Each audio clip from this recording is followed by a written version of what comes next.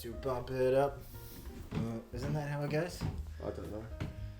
You like yourself a bit of EDM?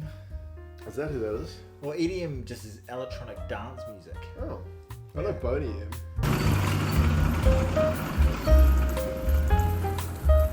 Rugby! There was a lot of rugby on. Oh, There's a lot of rugby on. a lot. Oh my goodness. A lot. Not just a lot of rugby, but you know how I'm surging against the fact there are too many World Cups on at the moment? Yeah, true, because you like yourself some league and some cricket. And I found 2 more World Cups. There are 2 more. 2 more World Cups. It's not just the Women Rugby Union World Cup. The Rugby League are concurrently doing the Rugby League World Cup for the men, the Women's Rugby League World Cup, and I got myself watching the Wheelchair Rugby League, and it was entertaining. Goodness gracious, man. It was actually entertaining. Who plans these things? Well, no, they did. It's like, and you watched the intro, because I saw the intro. Oh, so they won the league, like... Yeah, it's all under the same sort of banner, and... Right, okay. It was because I was watching the intro and there was these, you know how they have amazing animations of people running, passing a ball around, and they kept on passing to someone in a wheelchair. And I was like, what's that all about? Right. And I was like, inclusivity, okay, cool, I'm with it. But Yeah. I was like, actually, there's the rugby. And I rugby watched league. some of it, and it was physical? highly entertaining. Pretty physical? And it was super physical, Right. basically just slamming wheelchairs and shit. And incredibly, like, you know how we think about flick passes and stuff? Yeah. These guys, that's all they've got. Yeah, true. You know, and they have really high tees. The tees are up here and they kick with their hands. And like when it's conversion, like they go out from up wide, put it on a tee, and they're just gonna bunt it over. I feel like I have seen snippets of like wheelchair rugby and stuff. But anytime I've seen like wheelchair basketball, it always seems ultra physical. Yeah, it's pretty intense. Yeah. And these people have overcome an insane amount. Yeah. And when they're singing the anthems, Man. they're going hard. But it was interesting, you know how able-bodied people go, around each other's shoulders. With them, they go like, so you put your arm out like that, and they're like, Australians, and they're just like they're just holding each other like that, like at arm's length. It's quite. Didn't see the New Zealanders. I don't know if we've got a team. Okay, but it was good value. Yeah, I enjoyed it. I did enjoy it. I don't think people came here to hear my take on the Rugby League. Okay. Yeah. What they came to hear your take on some of the rugby that was played at the weekend. And, I mean, there was so much of it, but how could we look beyond Rugby World Cup 2023 qualifying match between the USA and Kenya? The scenario. Oh, you damn it. Because this is going on Mark's channel, we're not meant to swear. Yeah. You got me. You got me. There's 4 teams left for that final spot in the Rugby World Cup 2023. So who played again? USA beat Kenya 68-14. All and right. Portugal beat Hong Kong 42-14. The Kenyans are a good sevens team. Yeah, but not so much of the 15s. And I've only seen the highlights of that, to be honest. You actually watched it? No, I only saw the highlights. I led with that just to... Throw a spanner in the Yeah, works. because that was not what you were expecting. No, it wasn't. Yeah. It wasn't But, I mean, expected. going into this one, it was pretty much the USA or Portugal is going to make it. And based on the first results, that's the way it's going to be. Well, the next game is the 2 teams, like Portugal, Kenya, USA, Hong Kong. And then it's going to be the decider, unless there's a massive upset between Portugal and USA for that final spot. Just FYI. Right. And you have to be a pretty big boil over for the amount of effort and the MLR and all that sort of stuff for the USA not to get in it. Well, USA or Portugal. I think Portugal's got some decent players. Right. But, yeah. And we keep talking about the sleeping giant. Yeah, that is They're the always US. sleeping. They're hard to wake up. Yeah, they're really hard to wake up. And I think they're pardon the pun, too distracted to wake up, to be fair. They've got a lot of going on. Yeah, and rugby's a great sport, and I think it actually suits their culture in a lot of ways, but they're just absolutely obsessed, and like NFL has that country by the balls, and You've got to be a pretty diehard. Like a lot of the fans that I've interacted with on the channel tend to be like people who've had enough with some aspect of the NFL, whether it's the stop-start, whether it's the commercial nature, whether it's the big egos, whatever it is, and they've kind of found rugby. But I mean, there is a die-hard niche community, but it's like, I don't know, people who play Aussie rules in New Zealand, you know? It's... Yeah, absolutely. Well, I think the Americans I've met that are into rugby are people who actually lived in New Zealand or lived in Had been Europe exposed to it. Yeah, you're right. for an extended period of time. Similar to like, I've got a mate who's obsessed with NHL, and he lived in Vancouver for 3 years. Right. And he just picked it up over there. Yeah, it happens. Yeah. Okay, that happened. It happened. There was other rugby on. It was. I'm going to go with the All Blacks. It's all downhill from there. I'm going to go with the All Blacks All right. because we are a couple of Kiwis. And the All Blacks... 15? You got me. I did. I didn't even write that in my notes. Oh, no. I didn't even put that in my notes. Oh. The All Blacks 15 beat Ireland's A Yes, side. they did. It was a pumping too. Yeah, it was a pumping. I had a fair few comments saying, well, I mean, that's your B side, but this is our like D side. So Audio system is active. there's all kinds of stuff going on here. We're on yeah, the flyer. yeah. Well, what was their D side? I thought they had quite a lot of guys that would. I think we had more caps, like D-Mac and Patrick Tuipulotu and whatnot. More guys with more caps, I think. But didn't they have a whole number of guys that did have caps? They weren't. They had a few. I think if you counted the caps, we would have had more, but I didn't count the caps. Other than like Paddy Two Pipes and D-Mac, who was it? Like there was somebody else. Scott Robinson. Oh, TJ. Yeah, TJ Perenara, who played bloody well. Who's Yeah. got a call up. Yeah. Won a Ranfurly, since he's been dropped, he's won Ranfurly Shield, he's won the NPC for Wellington, if anyone's interested. Played really well for the 15s, and I didn't realise even Webber, I was surprised to see him out on the park against Wales. But you did want to talk about the Wales All Black game. We won pretty comfortably, 55-23. I've got a few thoughts about it, and just in terms of, like, it's very easy to go, great All Black performance, they're back, exactly what you expect. They love Cardiff. They get really up for that environment, the atmosphere. Sad for the Welsh. We do seem to do really well against Wales. We really do. Like Wales can beat pretty much anybody, but whenever they play us, can they right now? Well, I know they got that one win in South Africa this year, which shouldn't be sneezed at, and they won the Six Nations the season before 2021. This one. Yeah, but boy, I thought they were pretty poor in the weekend. They was falling off tackles like no one's business. Yeah. They seem very confused as to the style of game they actually want to play. Yeah. Like, I admire PVAC for wanting to play an expansive game. Yeah. I don't think it's in their DNA. Maybe that wasn't the answer against the All Blacks. No, if you look at the teams who have beaten us, there are teams that have stifled our attack with physicality and slowing us down to the breakdown. Yeah. Not just trying to match our speed on speed. Look at what Argentina did when they came here. They kicked us. I mean, people always say, you can't beat the All Blacks with 3-pointers. Well, Argentina did it. And England's done that many times. Yeah. Many times over the year, beating us with 3-pointers. Yeah. Big physical pack. Make the All Blacks attack stifled. What's PVAC's credentials? Like, I know he's a Kiwi coach. He coached my NPC team for a while. Very badly, by the way. Okay. He sent us to... He did alright with Auckland, didn't he? He was with Auckland? He was with North Harbour. Wasn't he with Auckland? I know he was a coach of North Harbour for a wee while, and he spooned us a couple of times. Right. Gotta bleep these... The pain is real.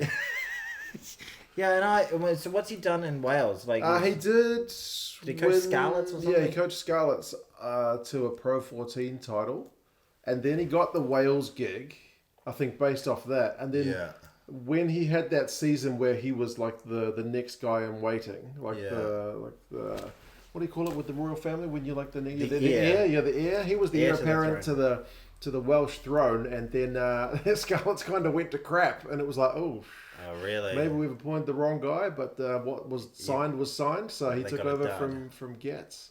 I don't know, like he's so up and down. Like I said, he can win the Six Nations, and then I think the next season they came fifth and lose to Italy. Poop the bed. Yeah. We've beaten them for 34 times in a row, but that was one of the most limp performances I've seen from them. Last season, at least, it was it's outside the international window. Some of their big guns are missing.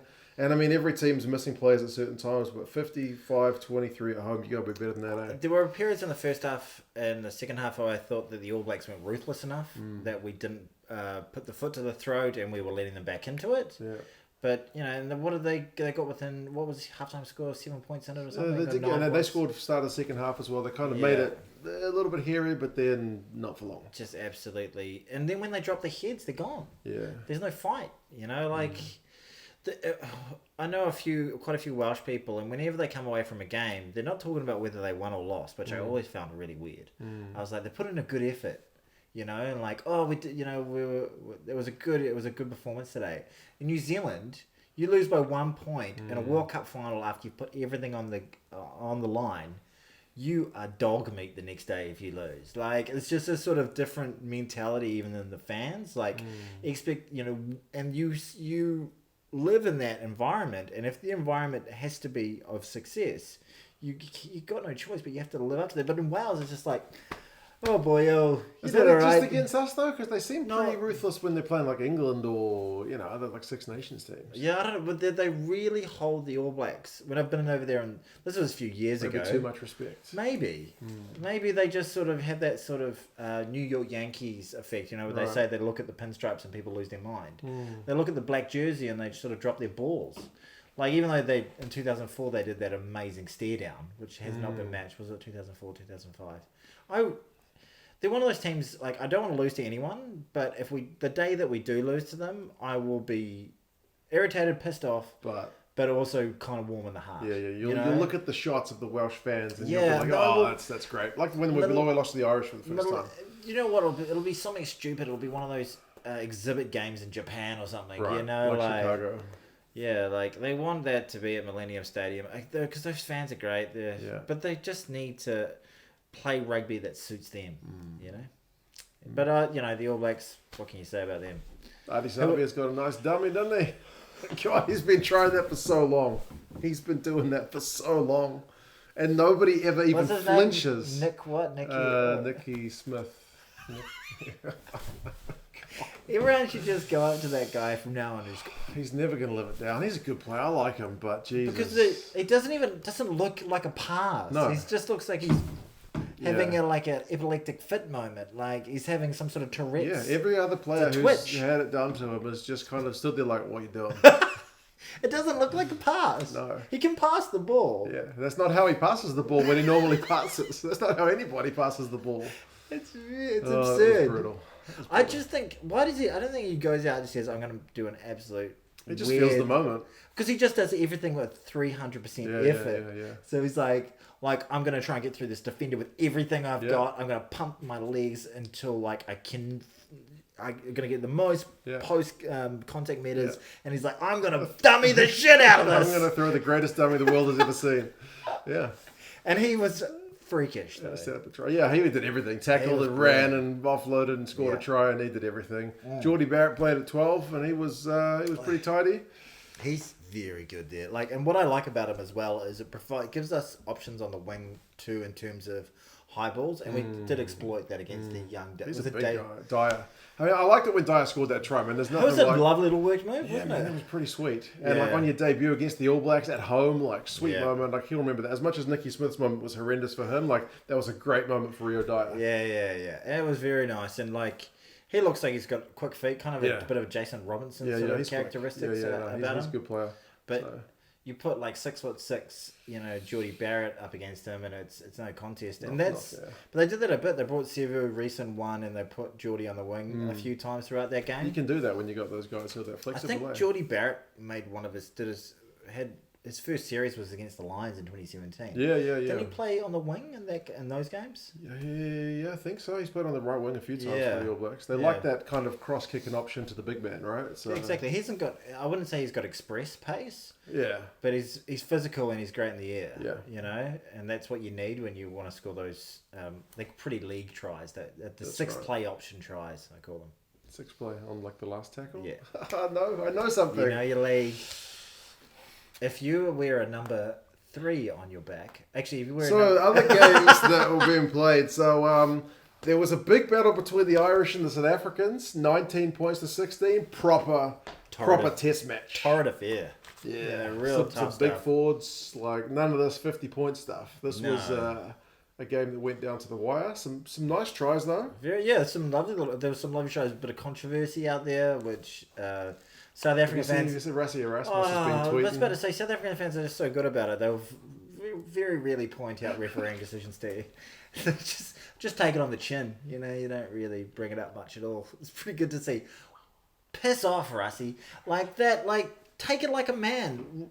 If you can't, it's like playing poker. If you can't take bad beats, don't play poker. If you can't handle human beings making bad decisions like your players do. Like referees do, like everyone does. It's gonna happen. It sucks. Yeah. It does suck when it happens, and by God, I know I'm being super hypocritical right now because, I whinge to my mates, but I don't freaking. Yeah, that's the thing. I mean, for me, I don't mind if he's doing it via the official channels. That's what he should be doing. He should be going hammer and tongs and saying But is he just doing a in the face of World Rugby? Maybe. Because he's now able to speak about it again, right? So, but because he didn't say anything disparaging about the referee. He kind of was like a backhanded kind of... He said, tough game, great effort by both teams involved, full credit to Ireland, but then just did a montage of the refereeing decisions he didn't like. And he said, what? I was just playing highlights of the game. Yeah. And that's just poor form. It's not a good look. No, I don't like it. I don't like it either. Yeah, and South Africa Rugby Magazine, my favourite. Your favourite news outlet. Favourite outlet. The thing they do at the end of every game, they're like, rate the referee, and just have a freeze frame of the referee looking like. Lots of outlets actually do rate the referee, I think. Yeah. But I don't know. I think there's too much focus on the refereeing stuff when there's so many other millions of things that go on in the game that you can talk about. 100%. But the game itself was brilliant. Can we, before, just want to harbour on the referee thing for one more time. One more point. The forward pass that led to the try that they're all whinging about. Yeah. To be fair, I should say not all of them are whinging about it. There's been a lot of South African fans. All of South Africa are whinging about it. Every single one of you. There's been a lot of people in my comments saying look guys, let's chill out. We played bad selections, If you're a South African, you're a whinger. I'm kidding. We didn't pick a goal kicker, all this kind of stuff. Yeah. This is on your channel. Yeah, this is on my channel. Yeah. I love you, South Africa. I love you too. They actually make 50% of my views. Yeah. They love their rugby. They do love their rugby. They're good bloody people. The passion is where the referee I made a very referential South Africa piece called Why Is the Old Foe So Special? Right. And it's true. You watch that if you like. That pass that went forward, it looked worse than it actually was. Right. It's one of those ones that's the optical thing. I said the week before we had the Roger Tuivasa-Sheck one. He does a flat ball, to be fair, but the moment he lets it go from the tip of his finger, he gets hit. So he's moving backwards, the guy who's catching it is by the time the man catches it, he's half a metre to almost a metre behind him, and it looks awful. Yeah. And it's another one of those ones. It's literally one of those ones where that camera angle, it looks awful. Yeah. That camera angle, it looks flat. Yeah, 100%. And we're not out there. We are looking at from these different camera angles. Yeah. So I didn't think it was as bad as they're making out. If it was called forward, I wouldn't be. I'll be like, okay, yeah, I can see that. But if it wasn't, I'm like, okay, all right. And it led to a bloody lovely try. Lovely try. Yeah. But can we talk about the Irish kit? Well, you're the kit man. The clash wasn't as bad as I thought it was going to be, but I don't mind a clash. It wasn't the nicest kit I've ever seen. Oh, it was disgusting. It was like a peppermint just vomited all over their jersey. It was awful. Had tears. That tear looked like a tiger had been at them or something, and they were bleeding peppermint. That's what I associate. The Irish players bleed green. That's just the worst shade of green. It really looked awful. Yeah, it wasn't the best. Yeah. One thumb down.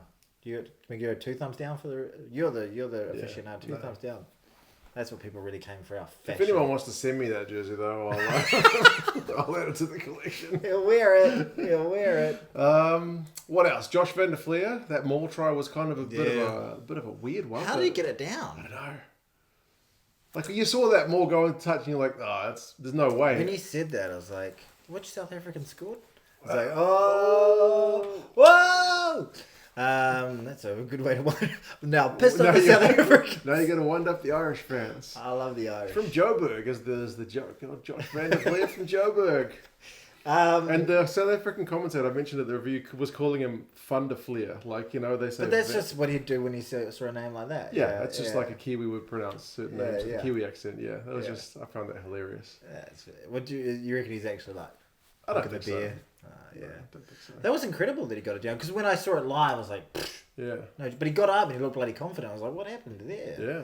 Surely not. And then because I think the South Africans must have felt pretty confident. They're like, well, we've shunted this out. Yeah, exactly. They did really well. And then they got still no managed chance to get down. But South Africans did manage to mount a wee comeback. Yeah.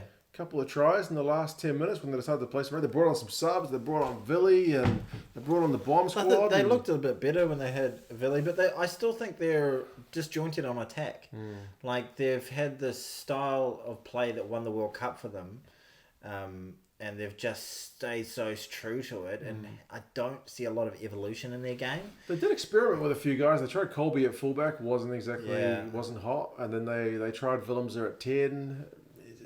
Yeah, didn't have his best game. But he did. Admittedly, in a bit of an injury crisis. I mean, he did some stuff right. I mean, Yeah, people are totally bagging him, but he did do some stuff right. Yeah. But he did some very noticeably bad things as well. Anytime you're a kicker and you miss touch or something, people are just going to pile on. There's a bit of mistouch this weekend. Fair bit. Yeah, I noticed that actually in the league as well. Is that right? Yeah, Which is league. It's a rugby podcast. I love the league. I love sport, distracted sports. Although currently we put out one video every 6 weeks. I'm busy at work. Okay, I'm sorry. But they look like to be fair. I'm bitching about the South Africans, but if someone said to me those are the 2 best teams in the world right now, I'd be like, yeah. They kind of look like it felt like a high level Titans, right? High level test. Yeah. And I mean, Ireland aren't falling over. In the Southern Hemisphere, we're just like, we'll get them as 2018. They had that big run, and then they kind of fell off a cliff right in time for the World Cup, and you're kind of waiting. Is Ireland good? It doesn't look like they're going to fall off a cliff anytime soon. I really hope. What's the scenario where we can avoid them in the quarterfinal? I don't want to play them in the quarterfinal. It would be bittersweet as an Irish New Zealander to knock them out of the quarterfinal. I think we either both need to finish top of our pool, or we both either need to finish second in our pool. If one of us finishes top and the other one finishes second, then we're on a collision course. And we've all got France in our pool, don't we? We do. So we need to finish top. And who have they got in their pools? South Africa. Holy shit. The pools are pretty deadly on that side of the draw, man. Damn. So we've either got Ireland or South Africa. Oh, yeah. So by the time the rankings come out, that could be the top 4 teams in the world. It is the top 4 teams at the moment, yeah. Top 4 teams in the world are definitely going to be playing each other in the quarterfinals. Yeah.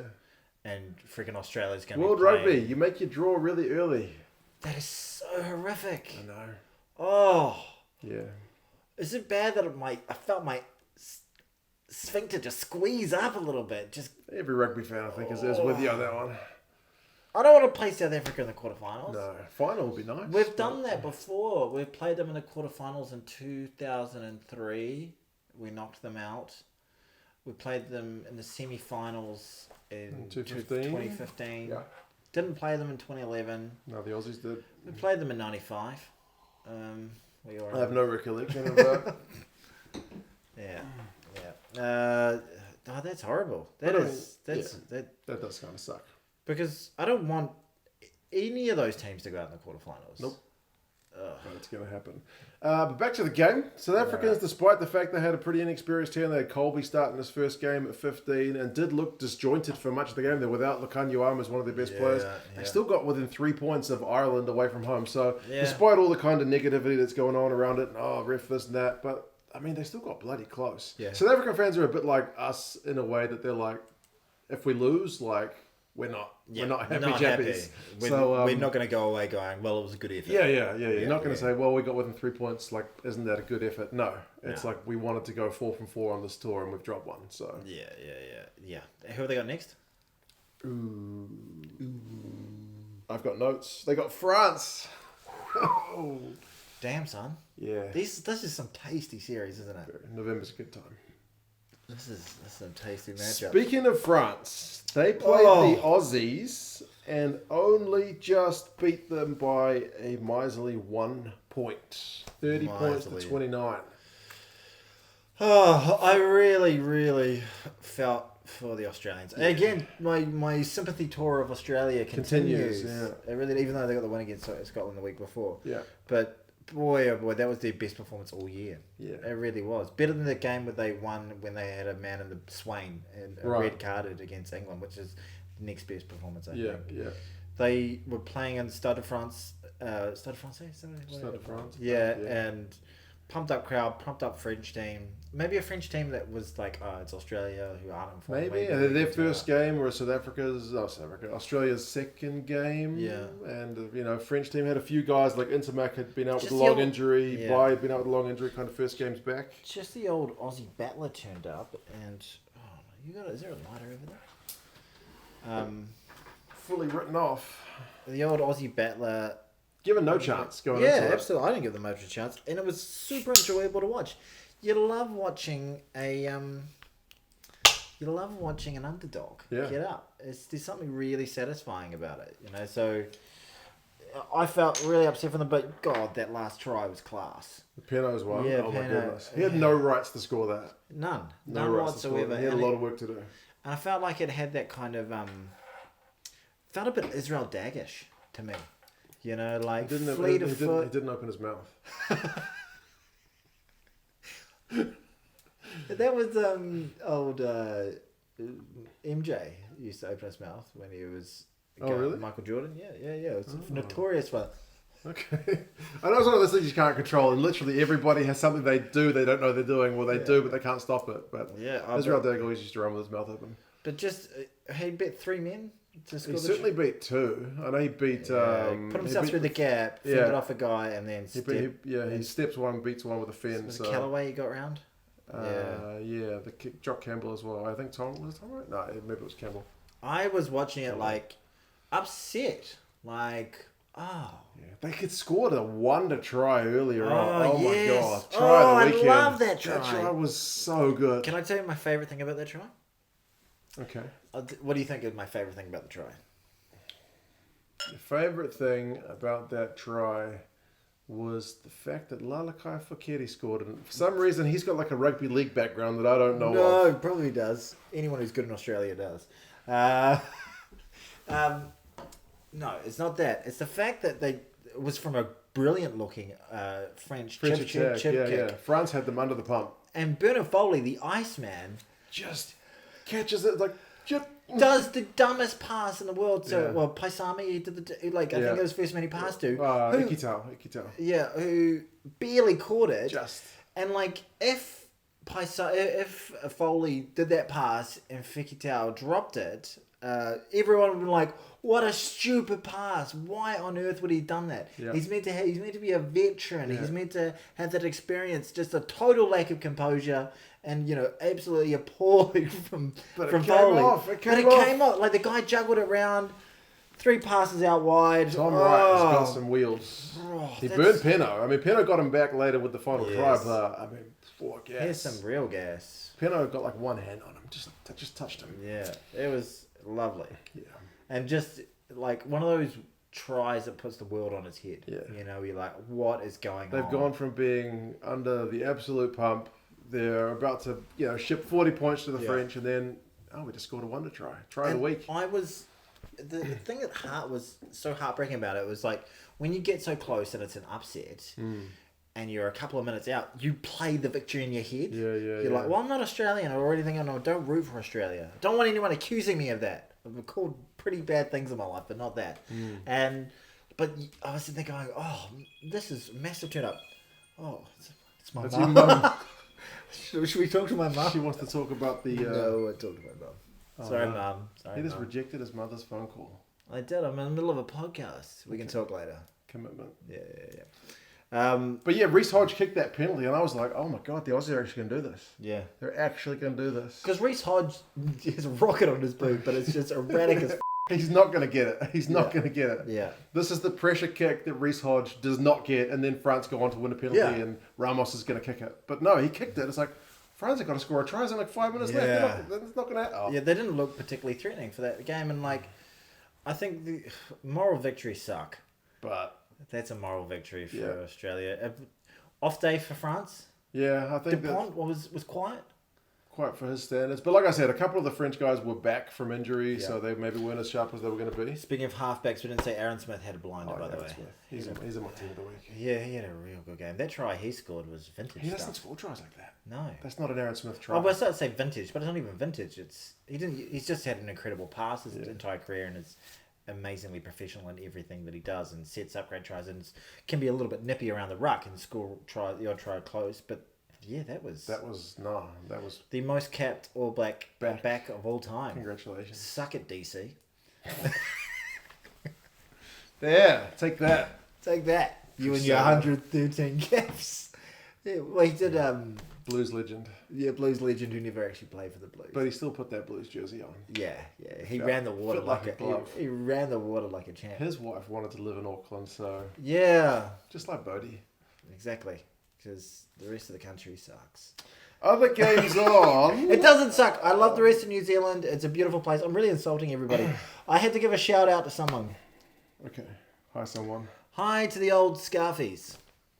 Oh, it's a Southland or Otago thing? Yeah, that's from the university down there. The Scarfies. Otago fans. What's up? I've forgotten his name. I'm sure he's going to appreciate the shout out. Shout out, but we don't know your name. But he said, say hello to the old Scarfies. There you go. Hello, old Scarfies. Job done. We did it. England played Argentina this morning, which is a Monday, which is a work day. 4:15 in the morning. I take it you got up to watch England and Argentina. I was awake. I'll tell you something personal. I feel bad saying this. My daughter's just turned 5. Right. And school age in New Zealand. School age, and I've got a big day of work. I was not planning on waking up at all, but I did wake up because for the first time in probably a year, I woke up to, Daddy! Oh. Daddy! I went to bed! Oh no! And then, that's if every parent you're like, shit. That sucks. Bugger. And then you gotta wake up, and you're up in the 4 minute, and like, we do like, when she was 2 and 3, it used to happen from time to time. Yeah. It hasn't happened for like almost a year. So you're like kind of shocked, but we still have from Mattress those days, protector? the old mattress protector. Oh. But somehow the girl shuffled her way Around it. her pelvis right to the bottom of the bed and Brutal. pissed all at it. So I'm up at 4 in the morning, changing sheets, I'm getting her settled in the new bed, washing her down, getting her into PJ. So I was up at 4, but had no thoughts of the rugby. Argentina won. Oh, did they? No, I knew that. And boy, oh boy, that's a hectic result. That's our first win over England in a long time. Oh, that's 2 massive wins for Checkers men. Yeah, he's knocked off the All Blacks in New Zealand, and now he's knocked off England in England. And his Lisbon side, his Lebanon side, gave the Kiwis a good run for their money too. They lost to the Kangaroos. Hey, look at you! They had that in the commentary of the game this morning. That's the only reason I know that. You didn't watch it, but I mean, Argentina were good value. England were kind of flat. Yeah. Like some of their big names, like Manu Tuolangi was back. Billy V was there, and like. Do you subscribe to the belief that England just cares about the World Cup? That that Checker just uses these just to test theories, and he just wants to put. Checker or Eddie? Oh, sorry, Checker. No, Eddie. Eddie. I was calling him Eddie Checker. Yeah, exactly. Eddie just wants to test theories and work out a game plan for knockout games. Essentially, he's worried about 3 games: quarterfinal, semi-final, final. Yeah. Well, we do know from. Have you ever seen the movie, the one about where he's coaching Japan? With Tim Morrison. Tim Morrison. Oh, Boba Fett. Boba Fett. Oh, Jake the Muss. Yeah. Cook the man some Phoenix. Uncle Bully. That's a very New Zealand reference. Very, very, very New Zealand reference. Go watch Once for Warriors. Yeah. What was that movie called? Once for Warriors. No. The one where he's Eddie Jones. Miracle in Brighton. Miracle in Brighton. He's got a thing about focusing on this is the goal. I don't care how far away it is, so quite possibly true. Because we all know that B-grade films about rugby games at World Cups are totally accurate. Did you see Steve O'Donnell's The Kick? I saw it. It's pretty bad. I enjoyed it. I enjoyed it, but it's pretty low budget. Yeah, totally low budget. I mean, the other one was low budget. The Miracle of Brighton was very low budget. It was never going to be a great film, but it's just funny to see, like, Farah, that guy's that guy's Perry Weber. It's just some fat Māori guy they found off the street. It was quite amusing in a lot of ways. Go watch The Kick as well. It's about Stephen Donald's. Should we do movie reviews? Kick in the 2011 World Cup final. Yeah. They made a movie about it. Okay, well, tell me about the game itself, because a huge moment for Argentina. Massive moment at Twickenham. I'd be pretty pissed off if I was an English fan. Yeah. Like, it was a weird one that speaking of kicks, both sides would just give away dumb penalties. I saw that. I did see the highlights. Yeah, and a lot of dumb penalties, a lot of kicks. Felt like a mid-90s England game where it was just like... every highlight was just a conversion. A penalty. England, right at the start of the game, when they got a penalty, they're like, right, go for touch, we're going to maul it, and it didn't pay off. Yeah. And like I did the numbers, and I'm pretty sure a quarter of Argentina's tries this year have been conceded at the maul. So that's a good area to target, right? England's got a big maul. But they did it once, it failed, and they were like, all right, we're just going to opt for threes for the rest of the game. And it didn't work. Didn't work. They just kept giving away dumb penalties. Like both sides, a lot of penalties. I think there's 11 penalties in the game. Did you watch the post-match? No, all right. Didn't watch it. So haven't had time. But, I haven't had time either. Yeah, so a bit flat. Well, Felly scored a lovely try. Scored that. It was a Very peach nice. of a try. Not as good as the Aussie one earlier, but proper set play. Yeah. Nice. Some great tries over the weekend. Yeah, very much so. Very, very nice stuff out there. But yeah, Van Portfleet came on for England, scored a try within about 30 seconds. So Ben Youngs is not doing his. He's one of those players that fans just love to hate. Like, why does the coach keep picking this guy? But so you know, he's the most capped England Speaking player. of the kick, things can turn around for those hated players. Yeah. You know? So England were a bit flat, but. Yeah, like you say, if Eddie's only caring about the World Cup, he probably won't care. This is just it's a test match. You want to win it, but if it's just experience in the bank and... I just don't know how that would sit with the fans, though. Like, as a fan, like, yes, it's massive if the All Blacks win the World Cup. It's the most important tournament to win. But also, every game is bloody important to win as an All Blacks fan. And if you're an English fan... You want to win. Winning is good. Winning feels good. It's good to, like, you know, go to the ground on the weekend and watch your team put on a good performance and play every, like, before the World Cup. And, like, we talk about test matches as the pinnacle of rugby. That's it. Your best versus our best. Who gives a shit about what tournament we're playing or anything like that? Let's just settle this on the park. And you're like, there's some overarching grand plan strategy. It devalues test rugby.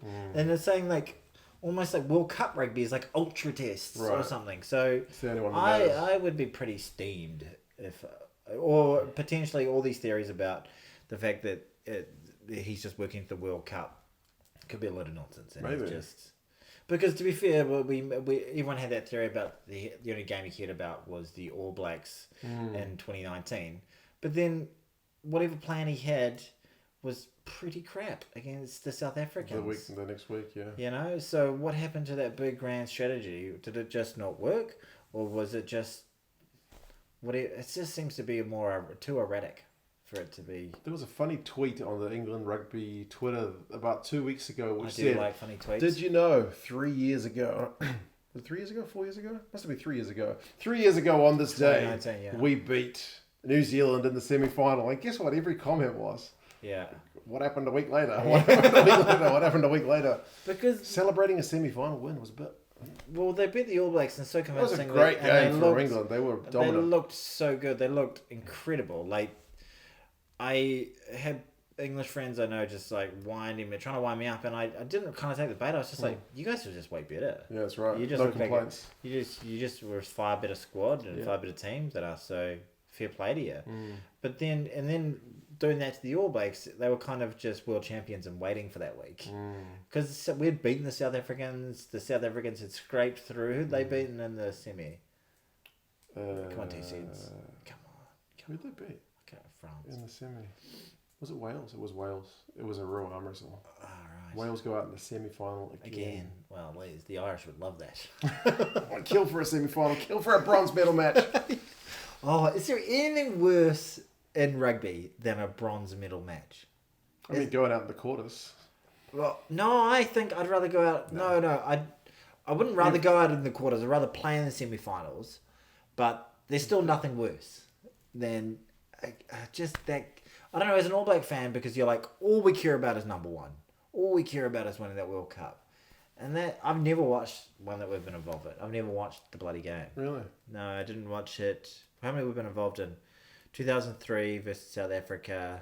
We played Wales in 2019. 99 against probably South Africa. I can't remember. Was it South Africa? We played Wales last time. We Yeah. spanked them. We've done pretty well. Oh no, we lost to South Africa in 99. Did we? Yeah, we did. We lost the brown. We didn't get a medal. Okay. Well, I'm sure those players really cherish those bronze medals that They they looked got. pretty chuffed with it in 2019. They were like, oh, that's nice. 2019. 2019. In 2019, I got you. Did they? Scotland beat Fiji. 28-12 Yes. was kind of lackluster. We're going through the section of games Tony didn't watch. It was Basically, all right. they saw highlights of one big hit. Fiji were in front for a wee while. Mm-hmm. They got yellow carded within like 40 seconds Oh, for tackling when Ali Price took a quick tap, and then the Fijian lock-on debut was like tackle. Refs like can't do that. when I watch the island teams play the Northern Hemisphere teams, all I'm hoping for is that the island teams are just going to throw some batshit crazy stuff out there that's going to make the Northern Hemisphere teams lose their brains. Oh, they did score a peach of a Fijian winger Really? try, scintillating. And then that guy who got yellow carded on his debut in the first 40 seconds scored a real grunt because he's a lock. Really? He scored over a Scottish Was prop. he on his debut? The guy got Yellow carded and a try. day to remember. Yeah, day to remember, right. Yeah. But Scotland were okay. Fiji they were the team playing their first game. They've only been together for a week, so it was kind of to be expected. And then Italy, holy moly, did you see the scoreline? No. Italy beat Samoa 49-17. They absolutely put them to the sword. Wow. Put them to the sword. Monty Ioane scored 2 tries on the left wing. Pierre Bruno scored 2 tries on the right wing. Oh. They scored a similar try to the Aussies, out of their own 22, just let's just bolt, let's just go. So Samoa's in a similar situation to Fiji, not much prep time, bunch of guys playing their first games, like Rodney Iona, who's a Super Rugby third string 10. Right. He looked like he hadn't played any rugby for ages. Development school. He's he would just come from play. Yeah, he plays when there's an injury crisis, He was basically. playing for Massey last weekend. Something like that, yeah. He's a nice guy, but, he You're looked not, like... you're not breaking up with him. He's a rugby player. Sorry, Rodney. Just not that standard, you think? It was tough for him. He's had good games in the past, but that wasn't one of them. Yeah. Probably, and playing so far away from home, Yeah. even if there are a lot of New Zealand-based players or whatever, that, and if you haven't been together for a long time, if you're over there for a week, if you feel like you're playing at 3 a.m, you're going to have a rough time. Yeah. But on paper, you would have. You said to me, "What do you?" Not that you posed the question last week. You said, Italy, Samoa next week. What do you think, Tony? Samoa's ranked higher. The world rankings are a bit inaccurate sometimes, but Italy were I would have ranked been below them. that could be a good game. It should be tight. Yeah, it should be. Should be physical. Should have been tighter than that, I think. But it was nice for Italy because how many times have you seen them be beaten by 50 points? Didn't they lose to Georgia? Yeah, they did in the July team. So Georgia, Samoa. Yeah, that'd be a test. Who's the next tier 1 nation to come through? Well, Japan's already been made tier 1. I think it'd be Fiji. Really? Yeah. I hear a lot of talk about Georgia and Chile. When I say I hear a lot of talk, you know where I get sorry to be super cliche, I get my obscure rugby knowledge from Squidge. Oh, yeah. I'm like, I want to watch some obscure rugby. And he's done a deep dive on Georgia. And I'm like, okay, well... Georgia, I think... Fair enough, I'll watch that. They've got one team playing in a European competition, and they're actually... they've always had, in recent years, from what I've seen of them, which is pretty limited, they've always had a bunch of Georgian props, and more recently, locks and loose forward playing in France. Either Division 1 or Division 2. But recently, they have started... There's been a trickle of young backs into the French divisions as well. So it used to be that the Georgians, their whole forward pack was professional and their whole backs were just guys who play work in Georgia. But that's slowly, I think, changing. Can we talk about, we mentioned them very briefly at the start, the A teams. Oh, yeah. 15, the All Black 15 versus Ireland A. I thought it was a good game. It was fun. I really enjoyed it. It's like watching an international without any stress. You're just I hope they have fun. Yeah, but chuck the ball around. They did. D-Mac was sharp. He was very sharp, and for a team that had only been together just a week or so, their cohesion was amazing. Yeah, it was amazing. Leon McDonald's a good coach. Yeah. Oh, he's a bloody good coach. And some of these tries were just spectacular.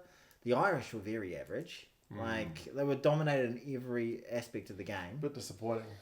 That's what I'm saying. From a New Zealand's perspective, it was just lovely to watch. It was just There was a few, like I said, there was a few comments saying, well, this wasn't our same level as your team, but I don't know. Wasn't it the whole point? Those are the guys challenging for the... These are the next level guys, so yeah. Even if TJ's got more caps than his Irish counterpart, Casey. Casey was the captain. Yeah, exactly. Yeah. But he's one of the guys builders. He's supposed to be the next big thing, and he was supposed to be the next big thing. He was running the water out there. And they also had your man, the coach. What's his name? We had Andy Farrell. Andy Farrell was coaching both teams. So it seems to me like when I was thinking about the All Blacks and the All Black 15, you know how I've gone on about it's not a real All Black team. They kind of seem like the dirt trackers, you know, like the midweek team. Yeah. And I never thought that they weren't All Blacks. They were just the teams that would play the bars, or they were the teams that would play, you know, non-test games. Yeah, non-test games, but they were legit All Black games at the same time. It kind of had that kind of vibe to it. Yeah. So it was. I've almost changed my tune. Ruben Love was pretty good. Yeah, he was great. He's going to be an All Black. Yeah, I reckon. I hope so. I can't really think of a guy who didn't play particularly. Sean Stevenson? Shooter McGavin. Oh no, don't do the shooters. He's so good. He's very good. Is he All Black quality? What is it they don't like about him? Is it the shooter? Is it like I can't have a guy who's doing those kind of celebrations? Rico does some pretty dumb celebrations as well. You know what it is? It's the ongoing prejudice against North Harbour players. I can get behind that. Just because doesn't get picked for the Blues. North Harbour players, boy, we've supplied some bloody great. So many Crusaders have gone down that way. Rico Gear went to them. Ruatapoki, he played a little bit for the Blues for a while. He's a fiery chap. He is a fiery chap. He broke a guy's jaw in a Western Force game. And he just hit him way too clean and flush. Yeah. Because the guy pulled on him in a way he didn't like. Boom! He just turned around and gave him natural reaction. Yeah, that was like shabang. That was like instinct. Just shattered his jaw. Yeah, that was operating on instinct. Yeah. I don't think that was premeditated. He was like, Rugby World Cup 2021. There were 2 semi-finals on. Potentially the 2 best games of the weekend. There were some good games on. Bro. Holy crap! The scenario was on. It was on. When I say scenario, last week it's on my channel, but I painted a picture of the dream scenario, and a lot of it consisted around Canada would have the game of their lives and really push England all the way and yet still just lose it. That's exactly what happened. That's exactly what happened. Canada lost by 7 points. And there were that try. Canada go 14 phases. They're knocking on the door, but England's defence is still looking solid. Yeah. Turnover ball, and Claudia McDonald's just like, the hell with you guys. I'm going for it. And she gets to Abby Dow. Freaking lightning. Abby Dow's getting all the credit, but nobody's giving Claudia McDonald the credit for actually, because she finished it. Yeah, but absolutely. It was Claudia McDonald that started it. Yeah, that's right. 100%. But that's what we love about rugby. That was great. I know people say things like, we've got to enjoy the strategic element and the chess-like element of the kicking and stuff. Watching coast-to-coast tries. Beautiful. There was quite a few of them this weekend, and that was one of the best. And that was maybe the kind of heartbreaking, though, because I was like, go Canada, go! Yeah, but so good. But Canada came back. Yeah. Well, I thought, that was going to be a heartbreaking moment, because they went from almost scoring a try to conceding 7, so it's almost like a 14-pointer. Yeah. But and then I was thinking to myself, okay, because the whole time, I've got to be honest with you, when I think Canada, I think shit rugby nation, right? You've been watching the men's. Because I've been watching the men's, and I've watched very, very little women's rugby. Me as well. And the amount of thought I have given the women's rugby team of Canada is about the amount of thought that I've put into, I don't know, what kind of socks I'm going to put on that day. Nothing. Maybe some people are sock enthusiasts. There are Canadian rugby enthusiasts. But they are so good. Yeah. I don't know how they developed. I don't know. They developed How did that happen? Yeah, how did they become one of the world's best teams? Because I thought, when I put my best case scenario in last week, I was just saying I really hope they had the game of their lives, because I just thought maybe it's a bit silly that they're top 4. But they're legitimate top 4. Legit. They were legitimate top 4. And if they made the final, boy, it would have been a boil over. It would have been sent the world on its head. But they would have deserved it. Yeah, for they sure. would have deserved it. They wouldn't have been lucky. They're unlucky not to make it. But England are a good team. It wouldn't have been like England were having an off day. They were putting everything on the line. England had to have earned that. And they did. Yeah. England bloody good. They were. And now we've got the organisers' dream. We do. They sold 8,000 tickets within half an hour of that second game's result, because people were just like, whoo-hoo. This could be the actual sellout that we've been wanting. Yeah. Speaking of which, 2 cents bailed on me. You bailed on me. No, so you know, legit reason to bail. Fair enough. Fair enough. She was sick. Bro, I was about to say Charles' name. Try not to do that. Her name's Alice. It's not like state secret. She's not working for the FBI. Part of the NZSIS. Yeah, exactly. What an elite force. I applied for a job there once. I applied for a job there once. I didn't even get an interview. I got an interview. Really? I did. I had to write down, like, is your spouse or anyone, like, an overseas national? I was like, yes. No. I think Cross. no. I got a I got an interview with the NZSIS, and I had to go meet at some random little hotel, and it was actually quite a busy hotel, but it was just random, like sort of the top end of Queen Street. And I went up there. I had an interview. It was a sort of normal kind of interview chat. It was in someone's hotel room, which is always kind of weird. Yeah. And they asked me. They said to me, "What was the nationality of the receptionist?" Because they want to know whether you're how observing. Ooh. And I just went. I had no idea, and I just went, Asian. And they were just like, right, thank you for your time. Thanks for coming along, we'll call you.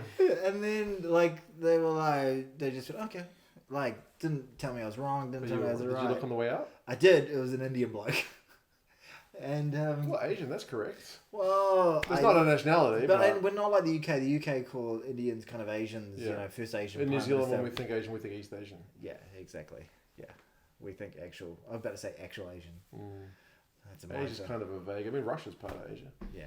Yeah, I was thinking, it's a Russian bloke. If there's a Russian guy down there, they're like, oh, yeah, Asian. Sweet, got it. It's from Siberia. No, I didn't get the job, though. Okay. At least you got an interview, one step better than me. And I did meet one guy who worked for the NZSIS. He wasn't very good because he was bragging about how the...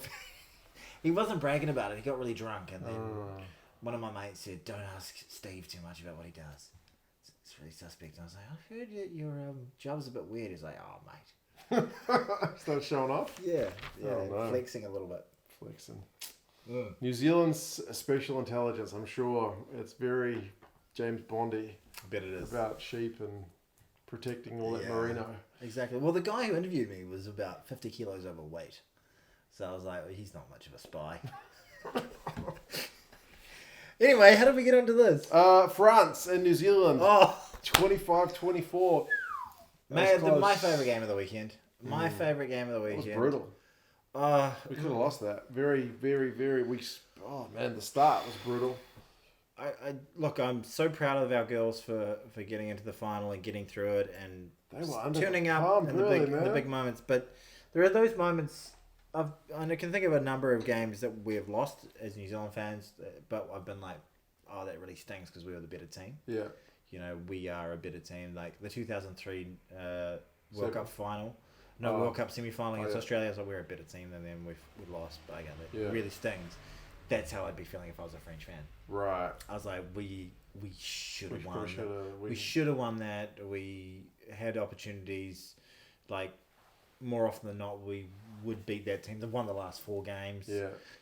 You know, the Black Ferns did turn up. They played with a lot of spirit, a lot of heart. They did some very good things. You know, even like the try from Ruby Tui, there was a little bit of arsiness about it. Yeah. And the fact that... Domain? Drouin Domain. Missed that kick. She didn't... I've watched the highlights of that game a couple of times, and I watched the whole game, and... She's like the ultimate French player. She's so hot and cold. She didn't quite have the legs. That was the problem. Like, you actually look... Obviously, she pulled it. Yeah. But I don't know if she was trying to kick it too hard or whatever. She pulled it, and where the replacement I don't know what her name was. The replacement caught it. She caught it like bang with her feet on the touchline, on the try line. So it was a little bit short, and she pulled it. So it was an absolute Barry Crocker. Yeah, she had a shocker, and then they did the right thing. They managed to close it off. But I wanted every sinew of my being was trying to will that not to go over. Yeah, and it was such. It was reminding me of the Trundle kick from the 2011 final, where France had a chance to go in front with the penalty. It wasn't at the same time of the game, but still, it was just like, for the love of God, please don't go over. And she missed it. Oh my Pressure kick. I think that's going to ruin. That's just going to be a freaking. I was about to say, it's not going to ruin your life, John. Well, she kicked an earlier one where she had a dropout and she kicked it out on the full. Yeah. And that gave us a scrum. Yeah. And that scrum led to a free kick, and that free kick led to a try because Coxedge just went quickly and we got a try from it. So she kind of. Well, I've got things to say about Coxedge as well, though. Like, what did you think of her game? I know sometimes a bit erratic, a bit too panicky. Stop! She did some good things, and I could see there was obviously a strategy that we're going to out-fitness these guys. We're going to run them off the feet, and I think that did work to a degree. To a degree, but there was a couple of moments ago, like the first penalty of the game we got, and it was just like, okay, moment to take territory and get on top of the game. She taps it. No one's going to be gassed. Yeah. No one's going to be frantic at that moment. She taps it, and I was like, okay, you're going to obviously run it. She taps it. She takes 3 steps, and she punts it. Yeah. And I'm like, why didn't you just touch? So what do you and then she did that towards the end of the game as well, but she just tapped it and punted it. And then like there were a couple of moments in the last 10 where we're ahead. Yeah. And we want to actually use some clock. Yeah. And I think they had a yellow card. It's like, right, let's just settle, run the just take it slow. Just set. So obviously a strategy. Yeah, I guess. Wayne Smith's like, okay, we run it. I did actually see, that's the one press conference I did watch because I wanted to see what Wayne Smith said after the game. He's very honest. He doesn't give like political BS answers like they said. They said like, how do you feel like you're going to go against England? He was like, no. Like not like he just basically said the girls will give it they'll give it a crack. They'll give it a good nudge. That's basically it. I love it, but like he's not campaigning for another job. No.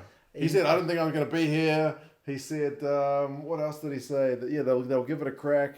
And we're going to go as the underdog. So, I've never been in this position before. Yeah, and he's doing everything he can with his incredible rugby brain. Yeah, and he did say that there was a few times when they were kind of a bit too ambitious. They just needed to kind of, calm it down. Yeah. But you looked at Cox Edge, who's played, 6,000 games. Yeah. And you're like, just, settle. You're the one who's meant to calm it down a little bit. Yeah. Like, I was enjoying her quick tapping for a lot. There was just a couple. And it did work earlier in the game. Literally led to a try. But I mean, sometimes there's times for it, right? Pick your moments. Yeah. I was just like, us guys sitting on our couches lecturing a player of that experience. Yeah, mansplaining rugby to it. But it was one of those games where I was so tense, way more tense than I was in the Wales game or the other All Blacks game, All Blacks 15 game. And I was so tense and I was so emotionally invested. Yeah. There are games like that where I just can't even enjoy it, and I just think to myself, why do I do this? Yeah. Why I'm racked with anxiety. Like, I'm going to feel like absolute dog shit after this if we lose. And I'm also like not really enjoying myself. Yeah. You watch me, I'm just like, like wake up with a sore back. I've been so tense. Exactly. But then that feeling of, she's missed it. They've kicked it out. I'm just like, oh my god. Relief. Yeah. What are we going to do depending on family health? I think we should do a live stream for the final. 7:30 next Saturday. 7:30 next Saturday. I'm going out for my wedding anniversary that day, but I'll see if I can cut it short to come and do a live stream with you. Bring your missus. She can hang out with Lyd. Yeah. But no, a bloody great game. My favourite game of the weekend. Yeah. I'm very excited about the game. Final. And I'm back in black. I'm Nice. back in black all the way. Who are you blacking? There are a lot of games on next week. World Cup final, England, New Zealand. That's going to Yes. be massive. Ireland have got Fiji. I think Ireland should probably win that one. Yeah. Italy and Australia, a good chance for the Aussies to bounce back. Although they have to be careful because Italy, they've knocked over Wales this year. They just flogged Samoa. That has got every part of a banana Skin written all over it, eh? England have got Japan, so that's going to be Eddie up against his former team. Yeah, right. It's got a bit of spice to it, and they'll also need to bounce back. Wales have got Argentina, which is very spicy with Argentina coming up and win. And Wales really need to get a win. Yeah, 100%. Welsh people, get angrier about your team. Like, really rake them over the coals when they perform like that. Is he even under pressure? How many Kiwi coaches have Wales had in a row now? I've had a few. Is it gone Henry, Hansen, Hansen, Gatlin? Wayne. What, Gats was coached like 20 years or Pretty something much. stupid. Everyone talks about how brilliant he was. Did you rate him? That's the argument. Was him. Wales overperforming because of Gats, or are they now underperforming with Pivac? You never bet the All Blacks. You didn't overperform. The best result you had. Grand Slams. So did New Zealand. Like we're a part of that. Nations. Freaking, what's the guy who went on the journey? The journey we talked about. One of the worst All Black coaches of all time, Mitchell. Oh yeah. He got a Grand Slam. Nobody talks about him as like one of the greats of all time. Like, Beat the All Blacks. Do well at the All Blacks. Win a World Cup. Win a World Cup. Make it to a final. Make it to a final. You know, like, don't be chuffed that you made it to a semi, okay? Don't settle for mediocrity, Wales. You're better than that. There we go. I'm channeling. I feel like I'm channeling Gaza there. I think Wales can do a bit better. I think they can. They got good players. They do have great talent. They've had a lot of great talent. But Pivac needs to get it right. France, South Africa, I think, is looking like the game of the weekend. yeah, 100%. And then Scotland and the All Blacks. Scotland and the All Blacks being played France, with South Africa both coming off a loss. Yeah, crazy, yeah. Who would have predicted that? But Scotland, New Zealand kicks off at 2:15 p.m. local time. And then the Barbars against the All Blacks 15 kicks off at 2 o'clock local time. So it's a bit of a clash. You got to pick one. The All Blacks are not what is great. What is it with the scheduling thing? NZRU are not so great with their scheduling of There's just New like Zealand one guy matches. who's just like throwing a dart. Is like, 2 o'clock. What is it? Is it? I've got a horrible feeling it's going to be Monday morning. Is it Monday morning? Yeah, because it's a Sunday game over there. Yeah. That sucks for us. Like, I've got to work. I want to watch the game. I really do. Priorities, man. Cool. 8:30. I've got to be at a Monday morning meeting. Oh, really? Monday morning meetings? That must suck. I got Monday morning rugby. As he sits there drinking his smug ass beer. Mark Morgan, everybody. Your full name's not out there that often, is it? No, Mark Morgan. it's not exactly a state secret. I We don't, know work, how- I don't work for the No, SIS. That'll explain don't. my desire for the Welsh to do well. The old Welsh surname. Yeah. We should have a bit of a Welsh-Irish rivalry going on. I love the Welsh. Honestly, my favourite teams, New Zealand, all the island nations. Ireland would be definitely my second favourite team. But definitely my third favourite top tier nation. The Wallabies. I've got a lot of sympathy for them. It sounds like I do. Sympathy but not support. They're not support for Wales. Like, well, I dated a Welsh girl and I went over to Wales a number of times and made a lot of Welsh friends for like 4 years, and they're so cool, you know. And when I worked in England, I worked at a farming school. Most of the kids there were Welsh, Right. and they were just so passionate about their rugby. They loved it, and they were just fucking. They're really funny. Yeah. They're really, really funny people, and and real students of the game. Right. Know the game, love the game. But if New Zealand had like a 10-year period where there was a certain team we couldn't beat, and we went out in the quarters and the semis for ages, and we had around about a 55% winning record, the game's popularity might hit the shitter essentially. But for them, I admire the fact the game is so popular, but the team isn't that great. Not to insult the team, but I am insulting the team. I think they've punched all right, just not against us. How? World Cup semi-final, Grand Slams, Six Nations titles, How even many a crap, people- even a supposedly What's the crap population? What's the population of Wales? Less than ours. Is it really? Yeah, Okay, well, good on you, Wales. I love you, Wales. Keep punching. Keep punching. Yeah. I worked with a Welsh. They weren't a couple, but a Welsh guy and a Welsh girl in China, in Wuhan, China, for a good year. They were awesome. They didn't know anything about rugby. They didn't follow it. Oh, really? They liked the old doof doof doof music, and we yeah. Cocaine Kate. I don't know if it was that, but Morphine yeah. Sue. Mike and Leanne. Good on you, Mike and Leanne. We don't mean to put your personal business. You'll never see this because you didn't follow the rugby, but you were both from Cardiff. Yes. Oh, they like their drugs in Cardiff. Is that right? Yeah, it can be a bit of a party spot. Okay. Yeah. Good to know. Good stuff. I think that's it. That was a lot of rugby. I'm having rugby sweats. It's like consuming way too much, but it's been great. It has been great. I can't actually, for even like the South Africa Ireland game, wasn't that incredible. There was a couple of really good tries, but it was super tense. Yeah. But it wasn't like free flowing amazing rugby for the most part. But that was still a really good game. I can't think of any duds this weekend. Was there any duds? Not really. Scotland's. I didn't watch Scotland. Yeah, Fiji. Scotland Fiji was maybe the most kind of lackluster, but even then it had some nice moments in it. But yeah, I don't think Scotland will be. There was a massive hit where that lock, the guy who got the yellow card and scored the try, absolutely fucking flattened Adam I'm not Hastings. beeping that. Adam Hastings, and he had to go off. He was just crunched. That guy had the debut to remember. Oh wow! Yeah, he did have a debut. I think it wasn't even like the TMO looked at it because it was such a big hit. But even a real time, there was. I never thought like, oh, that's dirty. It was just huge. Doesn't that suck though? Like you see a big hit these days, like the penalty that led at the end of the women's game. Yeah. Live, I was like, great hit. Yeah. Like put her on her ass. TMO just show me 4 angles. Yeah. Oh. Yeah. One thing I'm not liking right now that's happening in the modern game a little bit is people reviewing every ruck after the game and tweeting a gif of a headshot going, I can't believe this wasn't a red card. Like, just...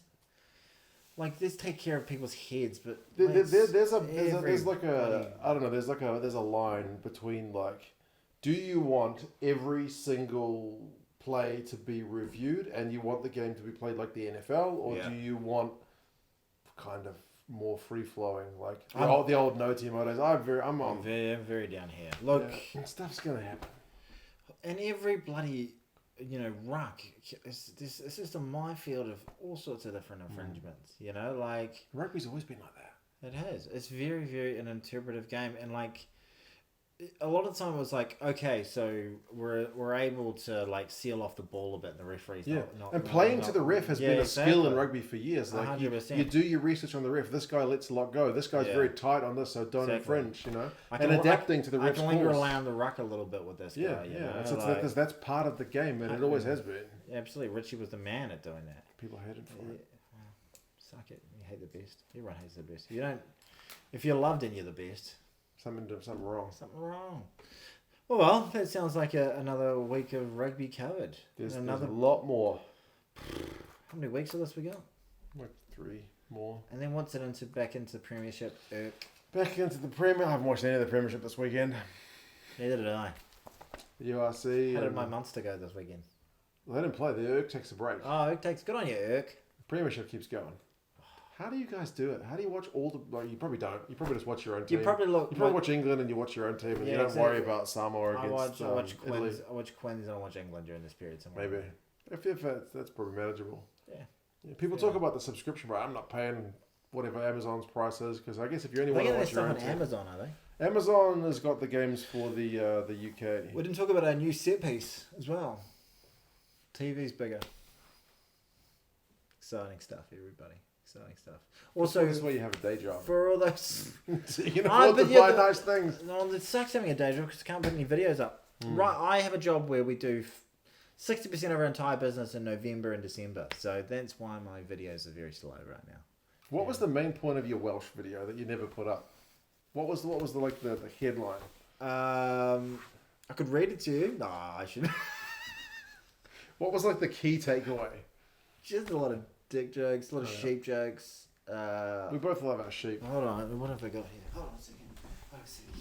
I can count this out, Mark. Don't worry. Don't want to put too much. I'll just find anything that's funny in here. What was it? No, it was basically the fact I had a lot of love and admiration for the Welsh. Right. That this was the year. Oof, that's a sign from God.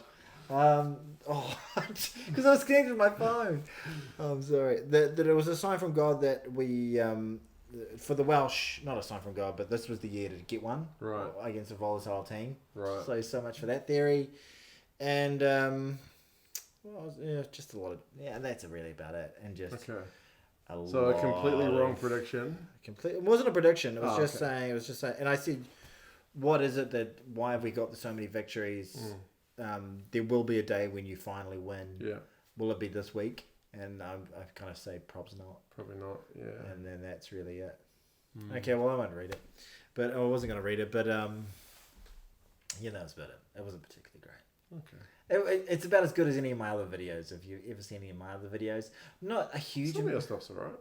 I think What's your favourite one so far?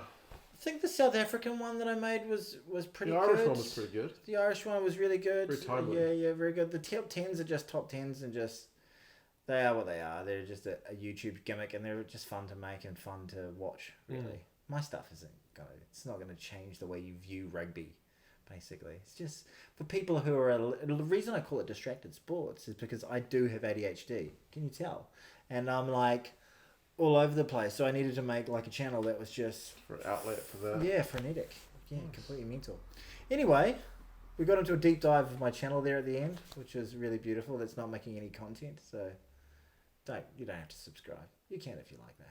If you want to subscribe to the channel, which is not putting out any videos, I will put out videos, I'm sure. It's just a bad time to try and do it. it's got a day job I do and a have kid. And a kid, yes. It's busy life. All right, well, fantastic. Thank you very much for watching. Remember, you can listen to this. In case you've watched this whole thing on YouTube and you were like, shit, I wish I could have listened to this on like Spotify. It's on Spotify. Google Podcasts. We need to say that at the beginning. We And do. also, if you are listening to this, leave us a review on whatever platform you're on. Okay, sounds a bit much. Well, I'm asking a bit much, but please do it if you can. We'd really appreciate it. Google Podcasts and what else? Anywhere you get your podcast. Stitcher, Google Podcasts, iHeartRadio. Spotify, iHeartRadio. I don't know, your mum's wireless. You better give your mum a call. I better call my mum back. Yes. Yeah, absolutely. Catch you later, All right. folks. Hi-da-da.